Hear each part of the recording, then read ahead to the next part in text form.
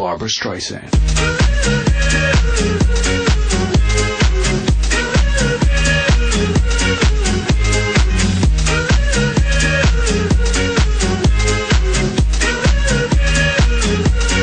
Barbra Streisand.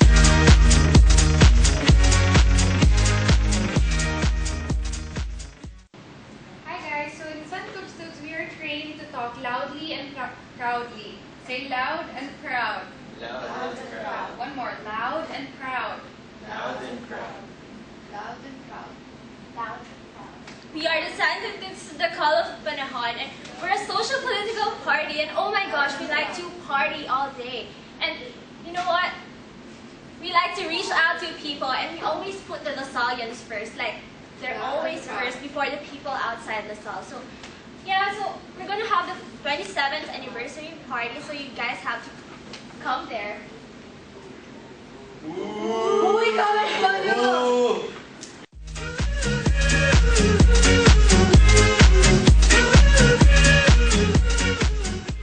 Kami na naman ng alyansang tumatapat sa Lasalista, ang pinakaunang political party dito. Sabi nga nung iba, mga frosh na yan, cool daw yung kabila. Cool nga sila, pero mas matalino naman kami.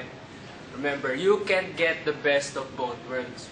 20 out of 27 presidents na namuno dito sa Lasal. Magkakamali ka pa ba? Leftist nga kami, pero proud ako. Boto na just and free.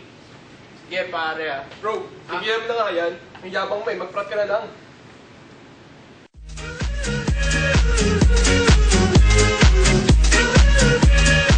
Hi, I'm Anna. I'm from the Comelec, and right now I'm waiting for both parties of anniversaries. Uy, kamusta ka na? Ay, ano? Oh, ito na ba yung Ito pala yung certificate of candidacy. Eh, gusto ko sa tugot. Sana manalo kayo ah. Oo, sana. Sana. Ay, ito yung certificate namin ng Tandila sir. Okay, so both parties are here.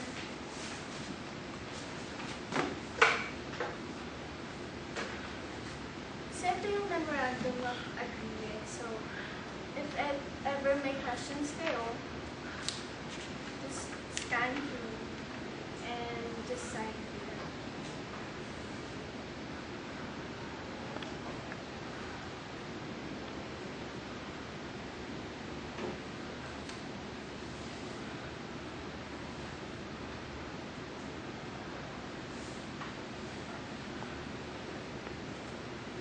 Okay na yung both parties. So, na-clarify na lahat ng questions. Next week, start na ng campaign week. So, sana walang magkaroon ng offense and good luck for the new party. Sana manalo kayo. Sige.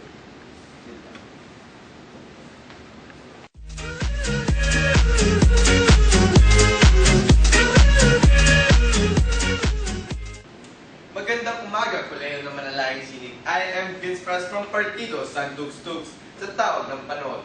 I am very proud to present to you your next Student Executive Government Board. Accessible solid education, ipaglalaban ko. Ako po, si MC Capistrano, your Executive Treasurer. Student awareness and involvement. I am Joanna Roldan, your Executive Secretary. Safety and security, patitibayan ko. I am Gawin Perfecto, your Vice President for External Affairs. Quality student life, sisiguraduhin ko. I am Zarina Vito, your Vice President for Internal Affairs. Pro Student University, sisimulan ko. DLSU, ako po si Monarch Miranda, your University Student Government President. 3 taon na kinukuhaan ng Office of the Executive Treasurer ng liderato sa Tugstugs. 3 taon na rin bumababa ang tuition fee increase percentage. This only proves that with San Tugstugs leadership, you are assured of the lowest tuition fee increases year after year after year. Most of the students are having a hard time between going to class and having a good time in college. I tell you, why not have the best of both worlds? I belong for a university-sponsored party or concert every week.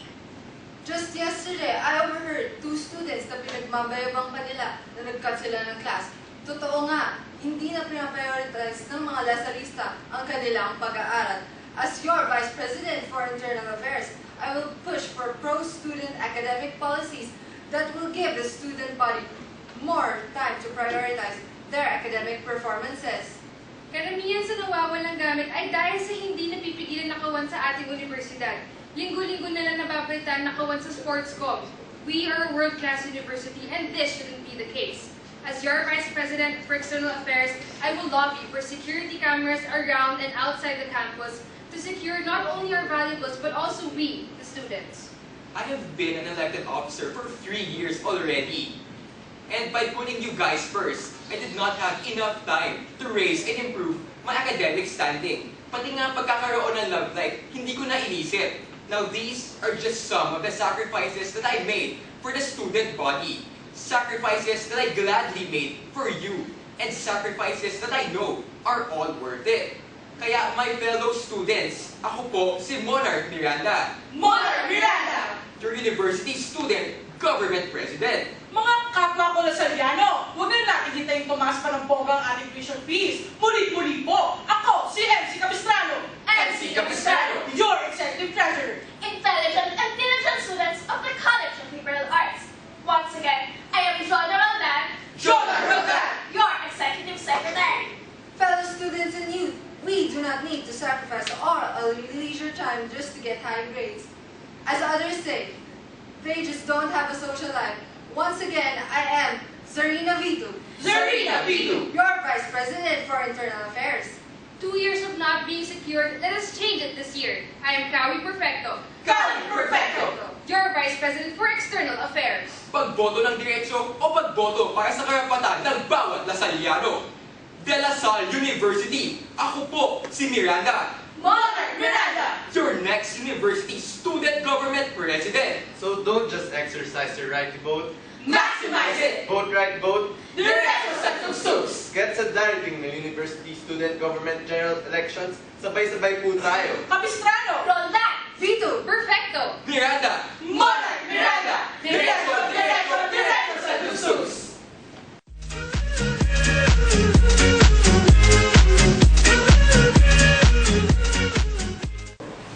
Good morning, Lasalians. I am Matthew Chua, your Executive Treasurer. Good morning, everyone. I am Kevin Tan, your Executive Secretary. Good morning, students. I am Mark Lim, your Vice President for External Affairs. Good morning, fellow Lasalians. I am Charles Enson, your Executive Vice President for Internal Affairs. Magandang umaga, mga kapwa Lasaliano. Ako po, si Ramon Galang, ang inyong University Student Government President. Hi, fellow Lasalians. What questions have you been asking lately? As a COB student, do you just simply mind your own business?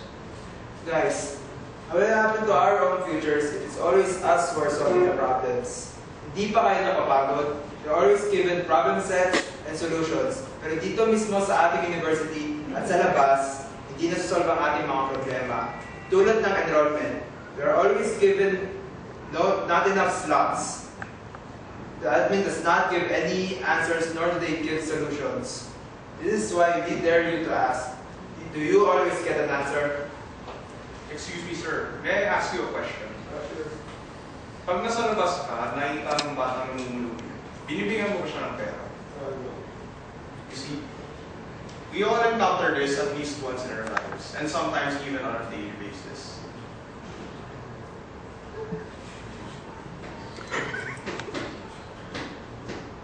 We always see these kids coming to us asking for our help, but we don't actually try to help them better.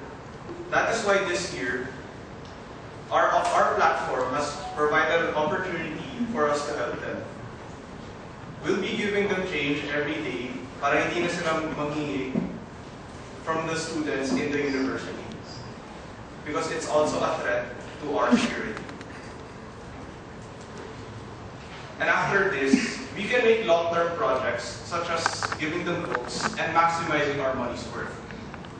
Now I ask you, is this your money's worth or is it worth more? Guys, marami sa atin ang nagre-reklamo. Wala nang oras pang gimmick. wala pang oras para sa pamilya. Inalis pa nila ang GP at ang rooftop. When you should be drinking, the admin makes you study and to go out pa for other people.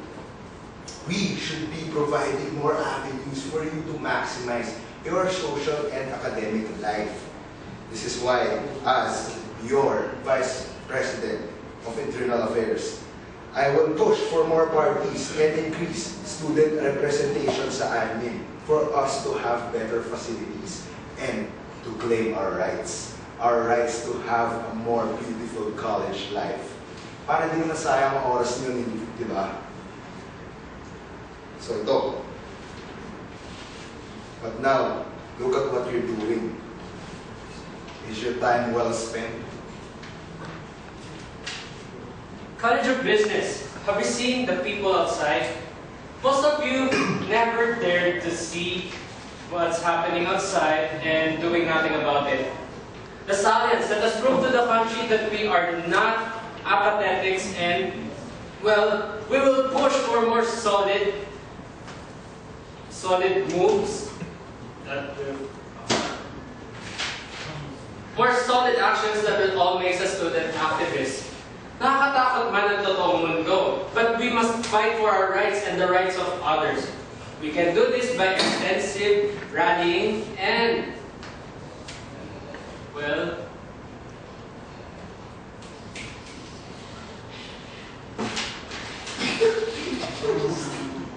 and partnerships with other advocacy organizations. That's why we dare you to ask, have you seen the world outside? I have seen the wrong system in our government. I have experienced corruption.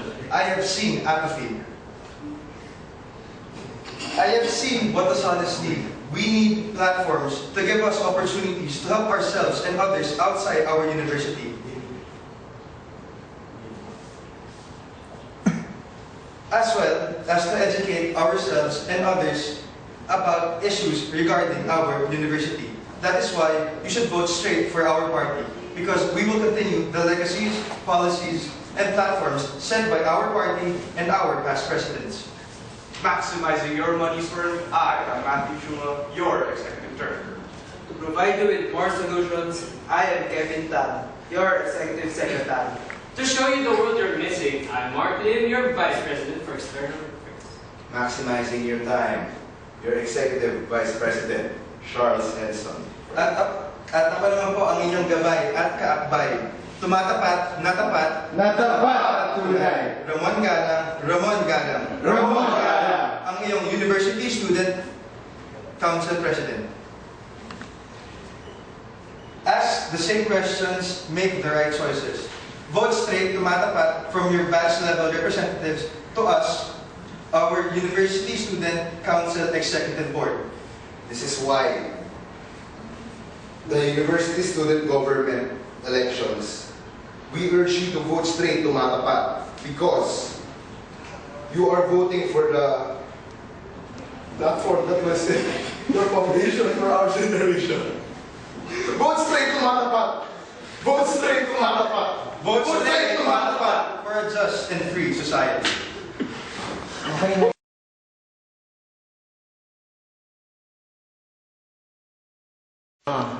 Good morning, fellow Masalians. Welcome to Harapan 2030.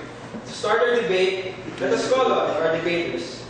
From Partido Santugtugs sa tawag ng panahon, we have Monarch Miranda running for USG President.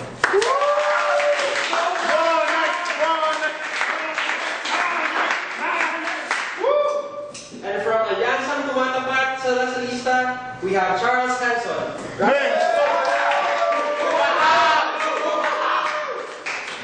Batak sa Lasalista. Macho! To cut things short, we only have one rule. Only 2 minutes maximum will be given for the debaters to discuss their arguments. Okay, to furthermore clarify, we only have 2 minutes.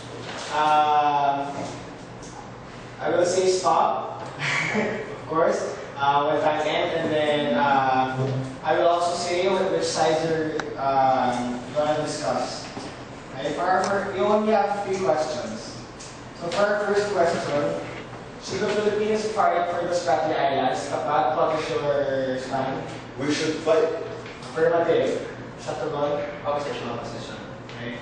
I think we can do bato-bato debate so that we Let's do bato. Okay.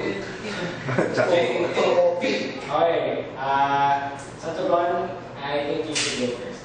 Okay. Timer starts 2 minutes only. Timer starts now. Okay, since we're in the opposition, I think that the Philippines shouldn't fight for the Spratleys Islands. Kasi isipin naman natin, ang kalaban natin dito is a country like China. And knowing that China is the supreme country sa Asia, parang, let's be more realistic, wala tayong laban dito eh. Hayaan na natin sa kanila yung Spratleys. Parang isipin din natin, we're okay without the Spratly Islands. Pampakomplicate na yan ng things eh. Madami pa tayong ibang opportunities. We have a lot more in our country na pwede natin gamitin, na pwede pa natin ipagmalaki, na pwede natin pagkuhanan ng natural minerals. Hindi natin kailangan ng Spratly. So let's just let China have it. We're good on our own. Thank you. Okay, that was really short one from Alasa tumatapat sa lista. Can I stand up now? I think we should fight for the Spratleys Island because majority of the Filipinos would fight for it. Majority of us would think that once we get hold of this Spratleys Island, we would therefore be more successful. We would be more successful compared to other countries like the America, for instance. They are already successful. But once we get a hold of this Spratleys Island, we would be more and more successful. We would have more money. We would have more.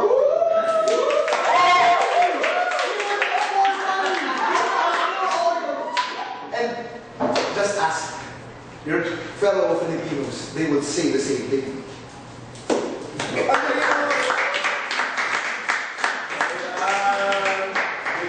Elongate your answers next time for the next other questions. I just like to inform the audience after this debate, we will have an open forum. You can ask our candidates here up in front any question. Of course, nothing personal, but strictly politics. Okay. For the next question, should the Bataan nuclear power plant be reopened and refurbished? From Tumatapat, what is your stand? What is your stand? My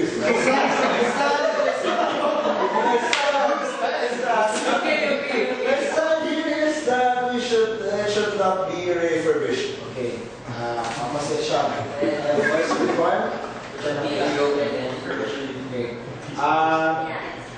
Again, because Tugon started a while ago, now Patat will leave the floor. Tapat, your time starts now. You can start defending. First of all, the Bataan nuclear power plant should not be refurbished because before, when it was open, it wasn't successful. So what makes it,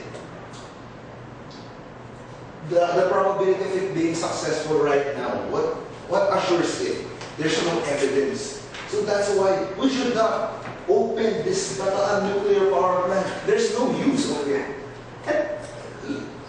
It wasn't successful before. Why invest on it now? There's no need. No need. Okay.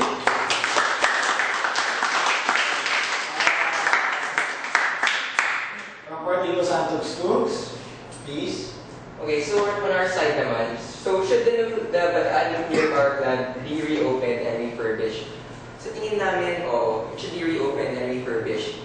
Unang-una, napakamahal ng kuryente na binabayaran natin ngayon every month. Parang syempre, bawat Pilipino gusto yung mas mailaan yung budget nila para sa kuryente sa mas mga mahalaga pang bagay. Tulad ng pagkain at ng mga...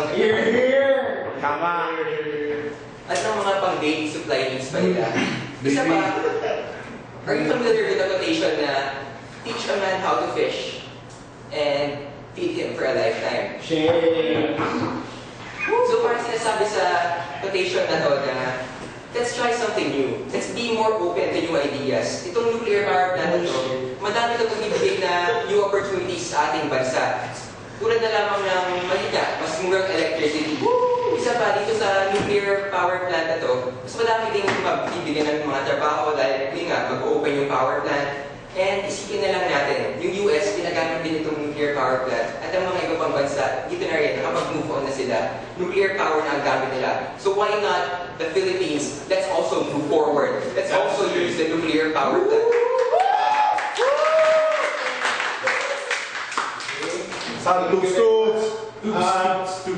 For our last question, should student-teacher relationships be forbidden? Santugon, what is your Santugs, what is your stand? Yes, it should be forbidden. And No, it should not be forbidden. Since Kumaka started before a while ago, let us start with Partido Santugs, okay? You can now stand. Your timer starts now. Okay, so should student-teacher relationship be forbidden? Well, of course, it should be forbidden. Unang-una, kapag nagkaroon ng relationship ang student at ang kanyang teacher, parang mawawalan na yung respect natin sa mga teachers. And parang isipin mo, anong sasabihin na lang ng mga classmates, anong sabihin ng buong school, magkakaroon ng bad image, kumbaga, yung buong school. And isipin na lang natin na we're going against tradition. We know na kapag nagkaroon ng relationship ang student at ang teacher, it's kind of considered na morally wrong. So let's just stick with what we know. Let's do the right thing. Let's do what we think is morally right. Na let's not go against, let's go against student and teacher relationship. And that's all. Idol! Love you, sir! That was quite short as well. From Alianza Tumatapa. We should do what's right! We should do what's right! Okay, timer starts now. We should do what's right. We are all humans. So, student teacher. What if you're a student? What if you're a teacher? You're also human. There should be a relationship. And also, there's studies that students tend to be more productive when they're in a relationship with their teachers. Also, student relationship, also I have my sources. And those sources are my professors. Student-teacher relationship, first of all, you know what's right. We're all humans. We can choose what relationship we want to have, whatever we want to go against this forbidden thing of theirs.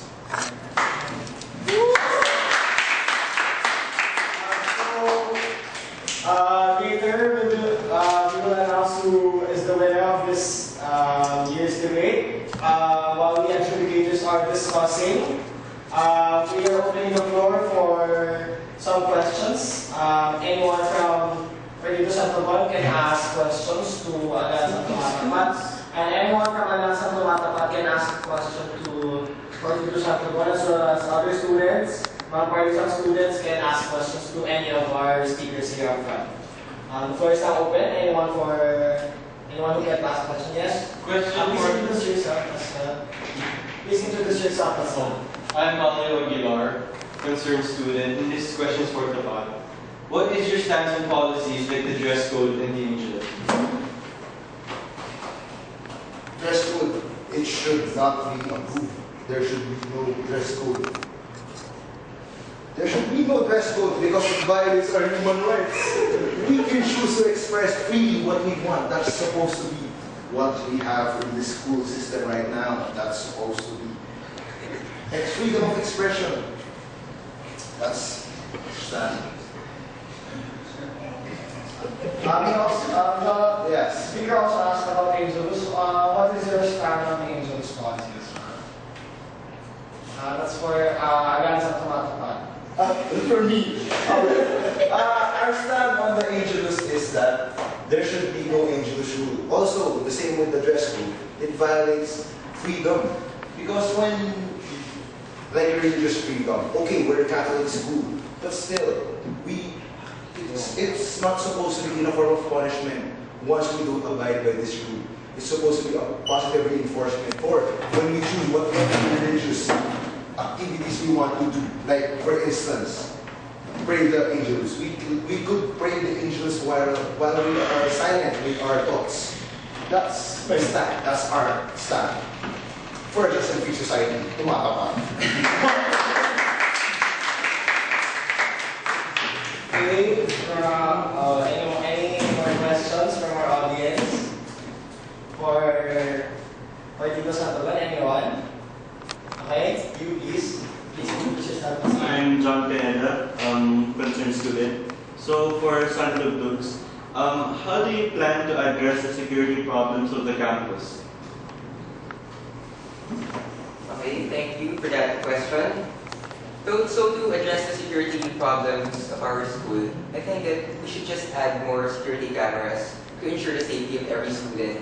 And we should also check the pedicabs and be more watchful with what they do from their surroundings. With the security cameras, I think we can add more, we can fix the ones that aren't working. We could do this just so that we can watch over every student. We know what is happening all around the campus. By adding more cameras, this would happen. And with the surroundings here in Lasal, let's just act as citizens. Let's just make sure that everything is in proper order. Let's just keep always a watchful eye on what is happening around us, and everything will be fine. Thank you. More questions to the speakers in front. Yes. Hi, I'm Mabel Velasco. I'm a psychology student. So I just want to ask how do you plan to address the persistent sanitation problems of the canteen in the second floor of SPS? For our sanitation problem, I think there is an ongoing procedure that's called PLAYGO. So I think we should just continue it, and maybe we could just have some more maybe advices or maybe posters, slogans that may tell us na ganito ang gawin nyo kung paano tayo maglilinis, na para ma-encourage yung bawat student na isagawa nga kung ano yung mga rules na dapat natin gawin para to keep the sanitation within our school. And dun sa SPS naman, siguro ano na lang, let's just do our best, let's do our part para mapanatili na lang din yung na malinis. Thank you. Matapat, do you want to answer that question as well? We should do what we want. The Just and Free Society will support you for that.